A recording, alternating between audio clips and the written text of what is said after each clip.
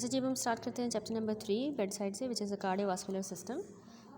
Clinical जो examination है cardiovascular system की, ये पार्टिकुलरली रिवार्डिंग है, जैसा कि यूजुअली एक्यूरेट डायग्नोसिस की तरफ लीड करती है। ठीक है, इन्वेस्टिगेशंस कैरिड आउट होती हैं, या तो हमें क्लिनिकल इंप्रेशन को कंफर्म करना होता है, या तो हम वेरियस पॉसिबिलिटीज़ को डिफरेंशिएट करने के लिए करते हैं। ठीक है, तो सबसे पहले आ जाते हैं सिम्टम्स पे। याद रखें कि अर्ली डायग्नोसिस इंपॉर्टेंट जो कार्डियक डिजीज़ हैं, जैसे कि ischaemic heart disease, heart failure, ये केयरफुल हिस्ट्री टेकिंग पे ही बेस्ड होती है इनकी डायग्नोसिस।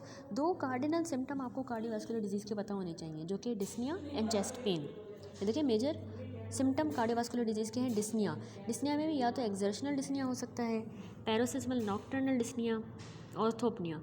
चेस्ट पेन में या तो इस्कीमिक हार्ट डिजीज़ में होता है angina, infarction, pericarditis, dissection of the aorta. ठीक है, तो डिस्निया सबसे पहले डिस्निया किसको कहते हैं? डिस्निया या ब्रेथलेसनेस का मतलब ये होता है कि डिफ़िकल्टी इन ब्रीदिंग। अब ये एक्सर्शन पे भी हो सकता है, रेस्ट पे भी हो सकता है। ठीक है, एक्सर्शनल डिस्निया एक अर्ली सिम्टम है हार्ट फेलियर का। इनिशियली ये अनएकस्टम्ड होगा या स्ट्रेनस एक्सरसाइज पे, स्ट्रेनस एक्सर्शन से, लेकिन जैसे ही डिजीज़ प्रोग्रेस करेगी तो पेशेंट जो है ना, वो इवन कुछ ही कदम चलने पर भी ब्रेथलेस हो जाएगा। ठीक है, तो ये हो गया exertional dyspnoea. Then paroxysmal nocturnal dyspnoea होता है कि जो पेशेंट को रात को नींद से जगा दे due to the severe breathlessness, और वो सिटिंग अपराइट से ही इम्प्रूव हो जाएगा फॉर सेवरल मिनट्स, और यूजुअली अकम्पनीड होता है by cough and frothy sputum. इसको हम कहते हैं पैरोसिस्मल नॉक्टर्नल डिस्निया। अब ये होता क्यों है? क्योंकि ट्रांजिएंट पल्मोनरी एडिमा हो जाती है, जो कि परसिपिटेट होती है by increase venous return to heart in recumbent position. तो लेफ़्ट हार्ट फेलियर का ये फीचर होता है, और इसके लेफ़्ट हार्ट फेलियर के फिर कॉजेज़ क्या हैं? Left ventricular pressure volume overload, जैसे कि हाइपरटेंशन, माइट्रल या aortic valve disease, and severe left ventricular disease like ischaemic heart disease, cardiomyopathy. ठीक है, तो इनमें क्या होता है कि left ventricle pressure volume overload होगा तो लेफ़्ट हार्ट फेलियर होगा, तो उसमें पल्मोनरी एडिमा होता है, तो उसमें ही फिर पैरोसिस्मल नॉक्टर्नल डिस्निया होता है, रात को पेशेंट उठ जाता है, फ्रोदी स्पूटम आता है।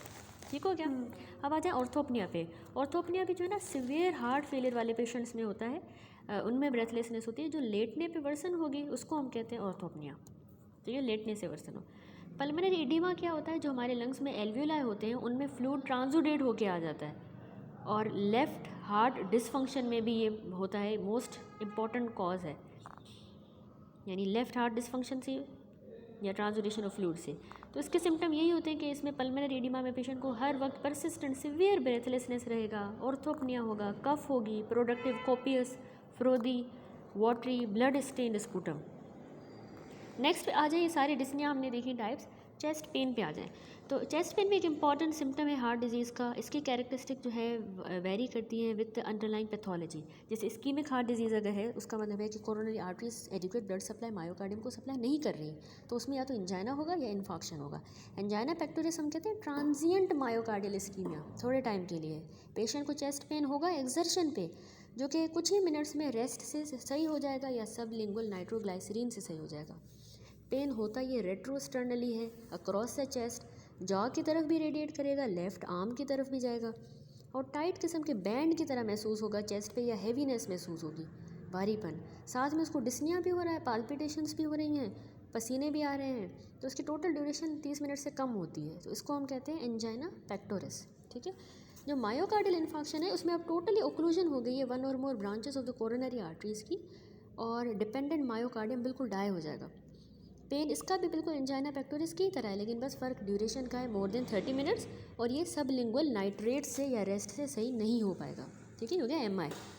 पेरिकार्डाइटिस क्या है? इसका भी पेन बिल्कुल इस्कीमिक हार्ट डिजीज़ की तरह ही फीचर्स होते हैं, लेकिन इसमें एक्सरसाइज का कोई इफेक्ट नहीं है, रेस्ट से नाइट्रेट से कोई नहीं होता। ये लीनिंग फॉरवर्ड से रिलीव हो जाएगा, और डीप ब्रीदिंग या कफिंग से वर्सन होगा। Then dissection of aorta. Dissection of aorta में एब्रप्ट ऑनसेट ऑफ पेन होगा, सिवियर इंटेंसिटी होगी, टीयरिंग कैरेक्टर, और ये फ्रंट ऑफ द चेस्ट या बैक पे जो है फेल्ट होगा बिटवीन द स्केपुला और at both places.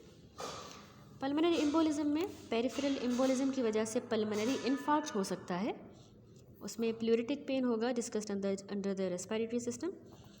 Major central pulmonary embolism causes pain indistinguishable from the pain of ischaemic heart disease. Then उसके बाद है प्रीकॉर्डियल कैच। प्रीकॉर्डियल कैच भी एक ट्रांजिएंट शार्प पेन होता है जो कि कार्डिक एपेक्स पे जो है महसूस होता है, commonly failed by normal subjects, और इसकी कोई ऐसी सिग्निफिकेंस नहीं है। ट्रांजिएंट बस शार्प पेन होता है प्रीकॉर्डियल कैच। नोट है कि persistent precordial pain unrelated to exertion is not due to cardiac disease. Then next topic है palpitations. Palpitation, it is a awareness of heartbeat. It is awareness of heartbeat and is a common feature of anxiety. It also occur in tachycardia and heart failure. ठीक है, tachycardia and heart failure में भी palpitations हो सकते हैं। Next examination है।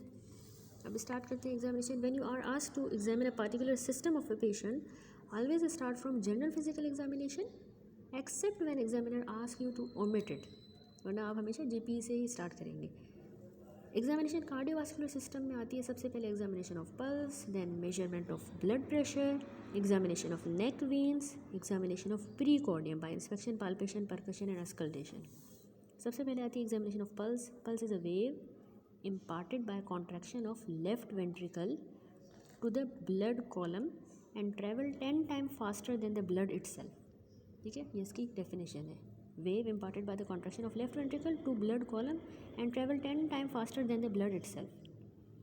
pulse is felt where an accessible artery can be pressed against the underlying bone। Commonly हम जो पल्स फेल्ट करते हैं वो रेडियल है, brachial, carotid, femoral, popliteal, posterior tibial, dorsalis pedis. Pulse impalpable हो जाती है जब सिस्टोलिक ब्लड प्रेशर कितना कम हो, लेस देन 50 मिलीमीटर मर्करी अगर हो लेस तो वो इम्पाल्पेबल होगी। Radial pulse most easily accessible है।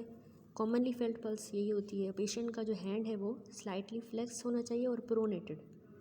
तो अब जो है उसमें फिर सेमी प्रोन जिसको हम कहते हैं, उसमें फिर रेडियल आर्टरी को पाल्पेट करेंगे, प्रेस करेंगे against the head of radius. देखिए इस फिगर में 3.1 में पाल्पेशन ऑफ रेडियल पल्स और यहाँ पर जो ब्रेकियल पल्स की palpation. Radial pulse most easily accessible है और मोस्ट कॉमनली फेल्ट होती है। मैंने आपको बताया कि पेशेंट का हैंड जो वो स्लाइटली फ्लेक्स भी होना चाहिए, देखिए इस तरह से, और प्रोनेटेड, और रेडियल को आप against the head of the radius आप प्रेस करते हो रेडियल आर्टरी को। दूसरा उसके बाद है ब्रेकियल पल्स। याद देखिए कि ब्रेकियल पल्स में आपने फ्लेक्स करनी है पेशेंट की आर्म को, और ये जो टेंडन होता है ना यहाँ पे बाइसेप्स का, उसके लिए फील करना है। अब उसके मीडियल साइड पे आप अपनी इंडेक्स और मिडल फिंगर से प्रेस करोगे, ठीक है, इंडेक्स और मिडल से आप उसकी उस टेंडन की मीडियल साइड पे प्रेस करोगे तो आपको ब्रेकियल पल्स मिल जाएगी। ठीक है।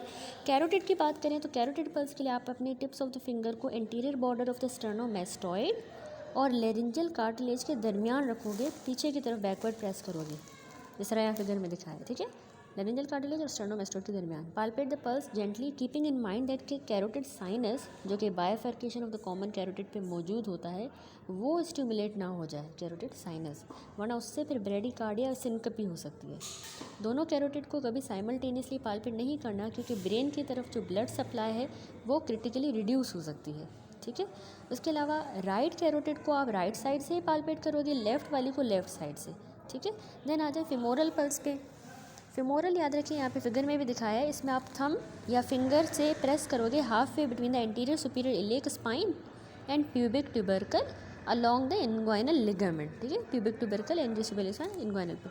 पॉप्लिटियल पल्स, पॉप्लिटियल आर्टरी जो है ना पॉप्लिटियल फोसा में डीप लाई कर रही होती है, उसको पाल्पेट करना मुश्किल होता है। उसके लिए फिर आपने क्या करना है कि नी को 120 डिग्री एंगल पे फ्लेक्स करना होता है और पुश करोगे फिंगर्स को, बोथ हैंड्स की फिंगर को आपने पॉप्लिटियल फोसा में रखना है ताकि आपके थंब पेटिला पे हों, लेकिन तो आपको मिल जाएगी।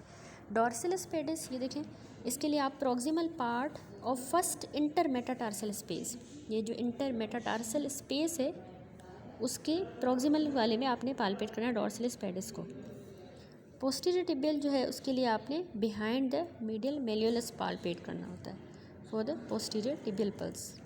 याद रखें, बिहाइंड द मीडियल मेलियोलस। हमेशा याद रखें कि पल्स की एग्जामिनेशन के दौरान आपके कुछ फीचर्स नोट करने होते हैं, जिसमें पल्स का रेट, रिदम और उसका volume, character, comparison with other pulse और कंडीशन वेसल वॉल की, ये 6 चीज़ें आप देखते हो। सबसे पहली बात, रेट क्या है, आपने फुल 1 मिनट तक पल्स को काउंट करना है। नॉर्मल एवरेज पल्स रेट होता है 72 बीट्स पर मिनट और ये इक्वल होता है टू द हार्ट रेट, सिवाय कुछ सर्टेन एरिदमियाज में, जैसे कि एट्रियल फिब्रिलेशन में। ठीक है। जैसे टैकीकार्डिया है, उसका मतलब है कि पल्स 100 पर मिनट से ज़्यादा हो तो टैकीकार्डिया, अगर पल्स 50 पर मिनट से कम है तो ब्रेडीकार्डिया। और रिलेटिव ब्रेडीकार्डिया क्या है कि नॉर्मल पल्स जो है ना 10 बीट्स पर मिनट बढ़ जाती है हर 1 degree rise in the body temperature पे, लेकिन अगर पल्स रेट स्लो है than the expected for the body temperature, तो उसको हम कहेंगे रिलेटिव ब्रेडीकार्डिया, जो हमें टाइफॉइड फीवर में मिलता है। उसके बाद रेट के बाद दूसरी चीज़ आप हमेशा रिदम नोट करते हो। रिदम होती है कि इंटरवल कितना है बीट्स के दरमियान। जो इंटरवल होता है ना बीट्स के दरमियान वो कांस्टेंट होता है और रिदम नॉर्मली रेगुलर रिदम होती है। जिस तरह यहाँ पे आपको रेगुलर रिदम मिल रही है, लेकिन अगर ये डिस्टर्ब होगा तो पल्स इरेगुलर हो जाएगी, ठीक है। तो उसमें एक होती है साइनस एरिथमियास।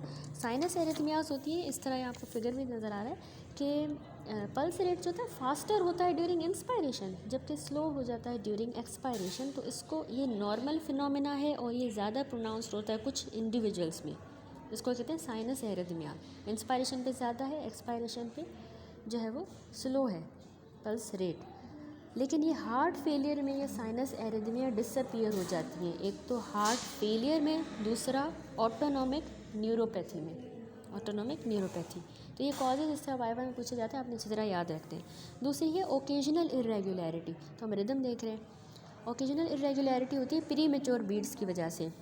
देखिए प्री मेच्योर बीट या तो अर्लियर होगी than expected normal beat, is weak and is followed by a longer pause. यानी कह रहा है कि occasional irregularity premature beat की वजह से होती है, और प्री मेच्योर बीट या तो अर्लियर होगी than the expected normal beat, वो वीक होगी या फिर एक लंबे पॉज के बाद होगी। जिस तरह यहाँ पे आपको नज़र आ रही है एक्टोपिक बीट, सॉरी यहाँ इसके बाद यानी कि लंबा पॉज आएगा या तो, ठीक है। तो उसको हम कहते हैं प्री मेच्योर बीट। तो ओकेजनल प्री मेच्योर बीट आपको हेल्दी इंडिविजुअल्स में भी मिलती है, इसकी कोई सिग्निफिकेंस नहीं है। लेकिन अगर बहुत ज़्यादा फ्रीक्वेंट प्री मेच्योर बीट मिल रही हैं अंडरलाइन, तो उसमें कोई ना कोई हार्ट डिजीज़ हो सकती है, उसको आप सीरियसली लेंगे, ठीक है। इसके अलावा है regularly irregular. Premature beat occur at a fixed interval. For example ये फिगर देखें 3.8 पे, ये देखिए फिक्स्ड इंटरवल पे प्री मेच्योर बीट हो रही है। एग्जांपल आफ्टर 1 नॉर्मल बीट, अगर एक नॉर्मल बीट के बाद प्री मेच्योर होगी तो उसको बाय जेमिनी कहेंगे, 2 नॉर्मल बीट्स के बाद अगर होगी तो उसको हम ट्राई जेमिनी कहेंगे, ठीक है। तो इसको कह रहे हैं रेगुलरली इरेगुलर, फिक्स्ड इंटरवल के बाद हो रही है। तो डाइजॉक्सिन टॉक्सिसिटी याद रखिए, इस तरह के एरिथमियास उसमें होते हैं, डाइजॉक्सिन टॉक्सिसिटी, रेगुलरली इरेगुलर। फिर है इरेगुलरली इरेगुलर, इसमें कोई पैटर्न नहीं होता, बीट्स इरेगुलरली होंगी, तो इसको ईजी होता है टू डिटेक्ट अगर रेट फास्टर है तो इरेगुलर के काजेज़ हैं most important atrial fibrillation, frequent multiple premature beats and atrial flutter with varying block, ठीक है। ये 3 इसके कॉज है, atrial fibrillation, frequent multiple premature beats, atrial flutter with varying block. Next है पल्स डेफिसिट। एट्रियल फिब्रिलेशन में in atrial fibrillation some of the left ventricular contractions are weak and are not conducted to arteries. तो उस case में pulse rate slow हो जाता है बनस्पत the heart rate counted by auscultation. The resulting difference between the pulse rate and heart rate is called pulse deficit. जितना वो heart contract कर रहा है और जितनी पल्स आ रही है उसका जो डिफरेंस है वो पल्स डेफिसिट है, ठीक है। अच्छा, अब आ जाएँ कि एट्रियल फिब्रिलेशन के फिर क्या कॉजेज़ हैं। माइट्रल स्टेनोसिस में भी होती है, थायरोटॉक्सिकोसिस, इस्कीमिक हार्ट डिजीज़ और हाइपरटेंशन में। अब आ जाए वॉल्यूम ऑफ पल्स। आपने वॉल्यूम भी चेक करना होता है, ये एक्चुअली ना एम्पलीट्यूड होता है पल्स वेव का, और हम डिटरमाइन करते हैं by the amount of displacement of the पाल्पेटिंग finger. याद रखें पल्स जो है वो नॉर्मल वॉल्यूम की भी हो सकती है, जो आपको एक्सपीरियंस से पता लगेगी। हाई वॉल्यूम वाली पल्स आपको बुखार में मिलेगी, एओर्टिक रीगर्जिटेशन में हाई वॉल्यूम। लो वॉल्यूम वाली हार्ट फेलियर या हाइपो वॉल्यूमिक शॉक में। जो यंग पेशेंट्स होते हैं ना उनका स्ट्रोक वॉल्यूम जो है वो रिफ्लेक्ट करता है, यही वॉल्यूम जो है उनका स्ट्रोक वॉल्यूम को रिफ्लेक्ट कर रहा होता है। जबकि ओल्ड एज में क्योंकि वेसल्स रिजिड हो जाती हैं तो उनका पल्स वॉल्यूम हायर होता है than expected for the stroke volume, ठीक है। उसके बाद आता है कैरेक्टर ऑफ पल्स। कुछ सर्टेन डिजीज़ होती हैं जिसमें पल्स वेव का स्पेसिफिक वेव फॉर्म या कैरेक्टर होता है, ठीक है। Major pulse close to the heart जैसे हमारी ब्रेकियल, कैरोटिड, फीमोरल, इनको जो हमें इस पर्पज़ के लिए पाल्पेट करना होता है। स्लो राइजिंग पल्स क्या है कैरेक्टर में, एक ये है स्लो राइजिंग पल्स यानी पल्सेस प्लेट्यू इसको कहते हैं। ये लो वॉल्यूम की पल्स होती है लेकिन ये स्लोली राइज करेगी और लॉन्गर स्टे करेगी विद द पाल्पेटिंग फिंगर, जिस तरह ये फिगर 3.10 में शोन है। स्लो राइजिंग पल्स में याद रखिए कि पल्स प्रेशर नैरो होता है और ये हमें एओर्टिक स्टीनोसिस में मिलती है, ठीक है। दूसरा कैरेक्टर है कोलैप्सिंग पल्स। कोलैप्सिंग जो पल्स है उसको वाटर हैमर पल्स कहा जाता है। हाई वॉल्यूम पल्स होगी, नॉर्मल अप स्ट्रोक, लेकिन रैपिड इसमें डाउन स्ट्रोक आ जाता है। तो ये फिगर भी बना हुआ है कोलैप्सिंग पल्स का। इसमें ग्रेस्प, इसमें आपने पेशेंट के रिस्ट को ना अपने राइट पाम के साथ इस तरह से ग्रेस्प करना है कि उसकी रेडियल पल्स जो है आपको मेटाकार्पोफेलेंजियल जो प्रोमिनेंस होती है उन पे यहाँ पर जो है आपको ये महसूस हो। इस तरह से आपने उसका बाजू यूँ पकड़ना है, यहाँ पे महसूस हो पल्स। तो फिंगर्स ऑफ द पेशेंट को आप सेम हैंड में ही ग्रेस्प करोगे विद योर लेफ्ट हैंड, और पेशेंट की आर्म को आपने सडनली लिफ्ट करना है by using force of your left hand, not the right hand. तो उसमें होगा यूँ कि run of, there is increase runoff of blood toward the heart due to the effect of gravity, and collapsing character of pulse become more obvious for a few beats। ठीक है, वो collapse कर जाएगी। तो कोलैप्सिंग पल्स रिफ्लेक्ट करती है wide pulse pressure. Narrow pulse pressure हमें किस में मिला था? स्लो राइजिंग पल्स में, एओर्टिक स्टीनोसिस में। वाइड पल्स प्रेशर 60 से ज़्यादा आपको कोलैप्सिंग में मिलेगा, और ये aortic regurgitation most important cause है, लेकिन ये वेंट्रिकुलर सेप्टल डिफेक्ट में भी हो सकती है, persistent ductus arteriosus, severe anemia, arteriovenous fistula। ठीक है, VSD, PDA, severe anemia, AV fistula। तीसरा कैरेक्टर है पल्सस बिस्फेरियंस। इसमें दो सिस्टोलिक पीक्स देखे आपको एक ही पल्स में पाल्पेट होंगी, दो systolic peaks, this is pulsus bisferiens. ये कभी कभार आपको कंबाइंड जो एओर्टिक स्टीनोसिस और रीगर्जिटेशन है उसमें मिलेगी। In the dicrotic pulse second peak is in the diastole. It is not palpable, it is only seen in the direct recording of the pulse। चौथा कैरेक्टर है जर्की पल्स। जर्की आपने याद रखना है हाइपरट्रोफिक ऑब्स्ट्रक्टिव कार्डियोमायोपैथी में, क्योंकि blood eject होता है normally initially, ejection of blood is normal initially, it is then suddenly obstructed by the contraction of a band of muscle in the aortic outflow tract, it gives a jerky character to pulse। ठीक है, तो उसको हॉकम में आपको jerky pulse मिलेगी। फिर है pulses पैराडॉक्सस, यानी पल्स या तो वीक होगी या बिल्कुल इम्पाल्पेबल हो जाए इंस्पायरेशन पे, तो उसको पल्सस पैराडॉक्सस कहते हैं, और ये नॉर्मल फिनोमेना की एग्जेजुरेशन को ही कहा जाता है। ठीक है, देखिए कार्डियक टेम्पोनेट में भी मिलती है पल्सस पैराडॉक्सस, ब्रोंकियल एस्थमा में भी। नॉर्मली होता यूँ है कि हमारी इंस्पायरेशन पे हमारा सिस्टोलिक बीपी कम होता है ना, 5 मिलीमीटर मर्क्यूरी या उससे कम, तो पल्सस पैराडॉक्सस में वो 10 मिलीमीटर या उससे ज़्यादा कम हो जाएगा सिस्टोलिक ब्लड प्रेशर इंस्पायरेशन पे। तो ये मैसिव प्रीकार्डियल इफ्यूजन में भी मिलेगी, कार्डियक टेम्पोनेट, कॉन्स्ट्रक्टिव पेरिकार्डाइटिस में, और अक्यूट सिवियर ब्रोंकियल एस्थमा में मिलती है। देन पल्सस पैराडॉक्सस याद रखिए कि आप कैसे कंफर्म करते हो। आपने ब्लड प्रेशर जो है इंस्पायरेशन और एक्सपायरेशन दोनों पे चेक करना है। पेशेंट को कहेंगे कि क्वाइटली ब्रीथ करें।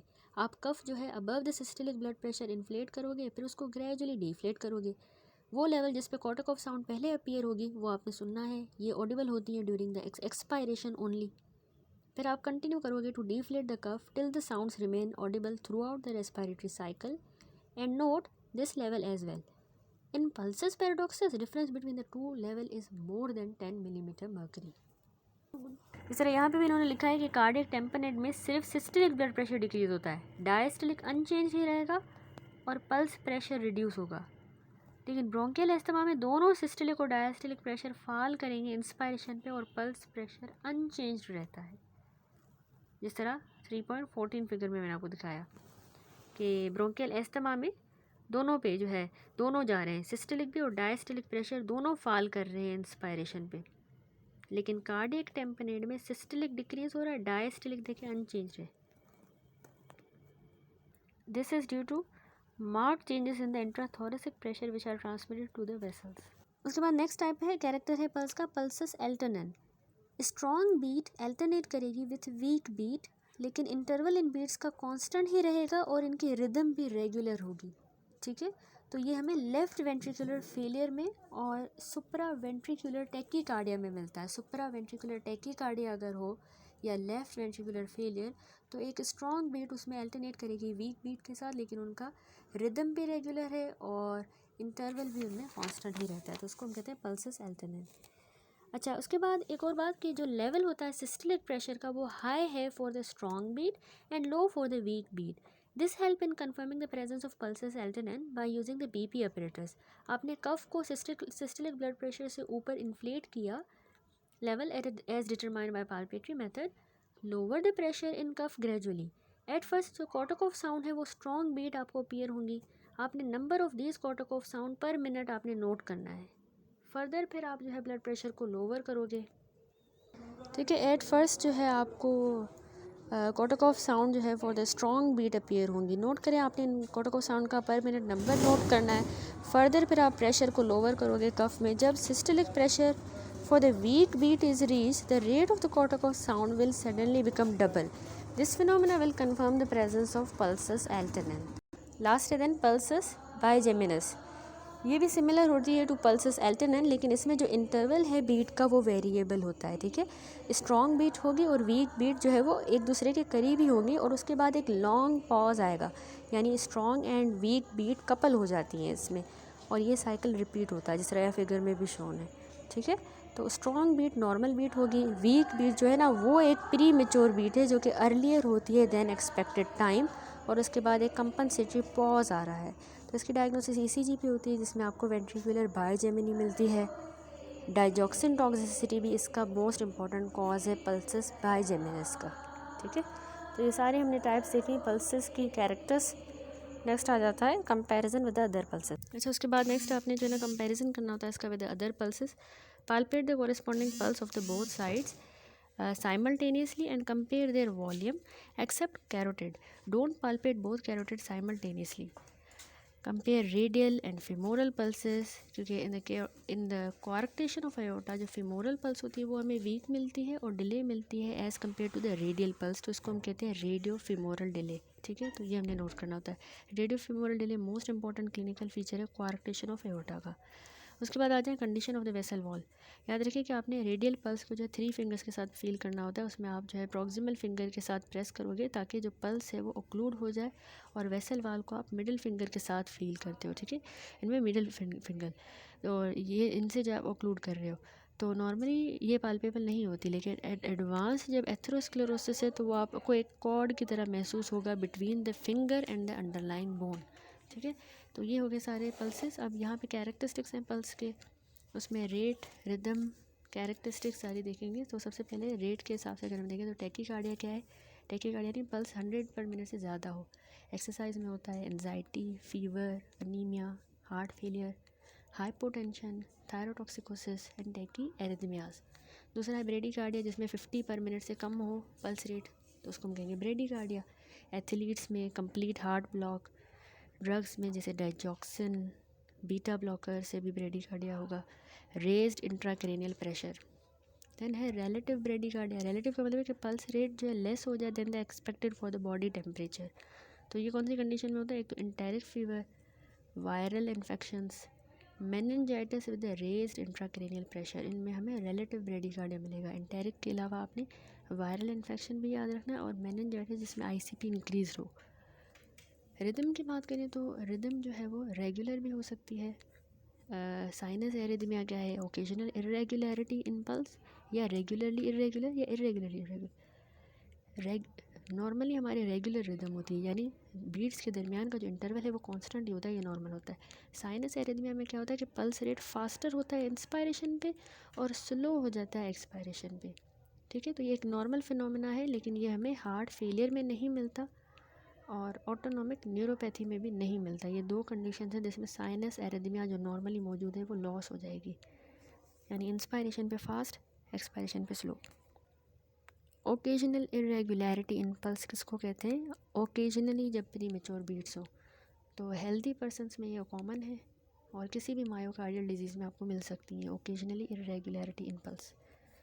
रेगुलरली इरेगुलर हम कहते हैं कि इरेगुलरिटी रेगुलर इंटरवल्स पे आएगी, तो वो है रेगुलरली इरेगुलर, यानी रेगुलर इंटरवल पे बीच में इरेगुलरिटी आ रही है जो हमें डाइजॉक्सिन टॉक्सिसिटी में मिलेगी। और इरेगुलरली इरेगुलर पल्स यानी बिल्कुल भी कोई रेगुलरिटी नहीं है, तो ये atrial fibrillation, multiple ectopics, atrial flutter with varying blocks में मिलेगी। नेक्स्ट है कैरेक्टरिस्टिक्स। कैरेक्टरिस्टिक्स में हमने देखा कि पल्सस डेफिसिट, यानी हार्ट रेट फास्टर है than the pulse rate. Heart का रेट फास्टर है बनस्पत जब हम पल्स देख रहे हैं और उनका डिफरेंस बिटवीन द टू, उसको हम कहते हैं पल्सस डेफिसिट। और ये हमें एट्रियल फिब्रिलेशन में मिलता है। उसकी वजूहत ये हैं कि क्यों एट्रियल फिब्रिलेशन होता है? माइट्रल स्टेनोसिस में, thyrotoxicosis, ischaemic heart disease and hypertension. उसके बाद है वॉल्यूम। वॉल्यूम में low volume, high volume pulse होती है। वैसे वॉल्यूम जो है प्रैक्टिस से ही नॉर्मल वॉल्यूम हमें पता लगेगा। लो वॉल्यूम पल्स उसमें वीक होती है, किस में मिलेगी? हाइपोवॉल्यूमिक शॉक में और हार्ट फेलियर में। लेकिन हाई वॉल्यूम पल्स जिसमें पल्स बाउंडिंग होती है वो हमें फीवर में, सिवियर अनीमिया, एओर्टिक रीगर्जिटेशन और प्रेगनेंसी में मिलेगी high volume pulse. Character difference हमने डिस्कस किए सारे। स्लो राइजिंग पल्स होती है जिसमें लो वॉल्यूम पल्स होगी और वो स्लोली बढ़ेगी, लॉन्गर रहेगी विद द फिंगर, उसको स्लो राइजिंग कहते हैं, जो हमें एओर्टिक स्टेनोसिस में मिलेगी। कोलैप्सिंग पल्स जो है हाई वॉल्यूम की पल्स होगी, नॉर्मल अप स्ट्रोक होगा लेकिन रैपिड डाउन स्ट्रोक। ये aortic regurgitation, VST, PDA, AV fistula and severe anaemia में हमें कोलैप्सिंग पल्स मिलेगी। देन है पल्सस बिस्फेरियंस। बिस्फेरियंस में 2 अप स्ट्रोक आपको एक बीट में मिलेंगे। Combined aortic stenosis and regurgitation जब दोनों हो तो उसमें आपको पल्सस बिस्फेरियंस मिलता है। एंड देन पल्सस पैराडॉक्सिस होता है कि पल्स वीक हो जाती है या इम्पाल्पेबल होती है ड्यूरिंग इंस्पायरेशन, तो उसको हम कहेंगे पल्सस पैराडॉक्सिस। तो इंस्पायरेशन पे सांस लेने पे वो वीक हो रही है, इम्पाल्पेबल हो रही है, उसका वजह है कार्डियक टेम्पोनेट, कॉन्स्ट्रक्टिव पेरिकार्डाइटिस या अक्यूट सिवियर एस्थमा। मैंने पल्सस एल्टरनेन। एल्टरनेन का मतलब है कि एक स्ट्रॉन्ग बीट अल्टरनेट करेगी वीक बीट के साथ, और जो इनका इंटरवल है इनके दरमियान वो कांस्टेंट ही रहेगा, तो that is the pulsus alternans. Left ventricular failure हो या सुपरा वेंट्रिकुलर टैकीकार्डिया तो उसमें हमें पल्सस एल्टरनेन मिलेगा। पल्सस बाइजेमिनस। पल्सस बाइजेमिनस का मतलब है कि स्ट्रॉन्ग और वीक बीट आपस में कपल्ड हैं और उसके बाद एक लॉन्ग पॉज आ रहा है, strong and weak beat and then longer pause, तो डाइजॉक्सिन टॉक्सिसिटी में हमें मिलेगा वेंट्रिकुलर बाइजेमिनी। लास्ट में ये सारे कैरेक्टर्स देखिए, slow rising, collapsing, pulsus bisferiens, pulsus paradoxus, pulsus alternans. Alternans में स्ट्रॉन्ग और वीक अल्टरनेट कर रही है लेफ्ट वेंट्रिकुलर फेलियर में और सुप्रा वेंट्रिकुलर टैकीकार्डिया। पल्सस बाइजेमिनस जो डाइजॉक्सिन टॉक्सिसिटी में स्ट्रॉन्ग और वीक साथ हो रहे हैं। अब है लास्ट में कंपैरिजन विद अदर पल्स, तो उसमें रेडियो फिमोरल डिले है कि फिमोरल पल्स थोड़ी सी डिले हो जाएगी